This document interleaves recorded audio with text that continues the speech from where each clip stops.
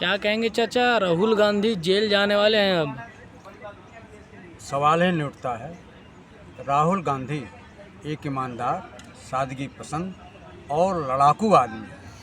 उनको जेल भेजने का किसी की हैसियत नहीं है कि उनको जेल भेजा जा सके।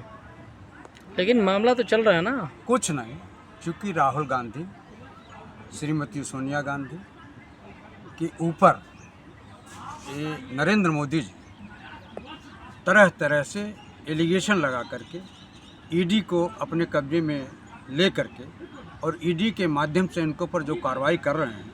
अरे ईडी तो निष्पक्ष होता है। सवाल ही नहीं उठता। अगर ईडी निष्पक्ष होती तो आसाम का मुख्यमंत्री, जिसके ऊपर नरेंद्र मोदी जी कहते थे करोड़ों रुपए की इस व्यक्ति ने चोरी की है, आज बीजेपी के साथ हो गए तो वो जांच कहाँ गए ईडी की? जबकि सबसे भ्रष्टतम मुख्यमंत्री में से हेमंत बिश्व शर्मा हैं।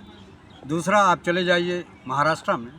महाराष्ट्र में जो शरद पवार जी के भतीजे अजित पवार हैं, उनको यही लोग कहते थे कि अब की बार चक्की पीसिंग, चक्की पीसिंग, चक्की पीसिंग। वो चक्की नहीं पीसे और नरेंद्र मोदी के दल को में शामिल हो गए और नरेंद्र मोदी के वॉशिंग मशीन में धुल करके ईमानदार और पवित्र हो गए और महाराष्ट्र में उप मुख्यमंत्री हैं। तो आपको बताऊं कि राहुल गांधी निष्पक्ष बोलते हैं, क्योंकि राहुल गांधी ने पार्लियामेंट में कहा था नरेंद्र मोदी जी से कि अब की बार आपके प्रदेश गुजरात में ही मैं आपको हराऊंगा। और गुजरात में जब से कार्य समिति की मीटिंग संपन्न हुई, सफल हो गई, उससे मोदी की नींद हराम हो गई है।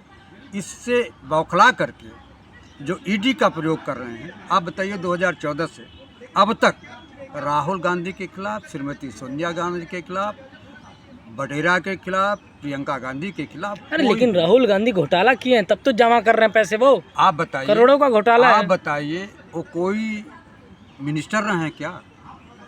कोई संवैधानिक पद पर रहे हैं क्या? जो 3-3 प्रधानमंत्रियों के परिवार का वारिस है, उसके पास पैसे नहीं होंगे क्या?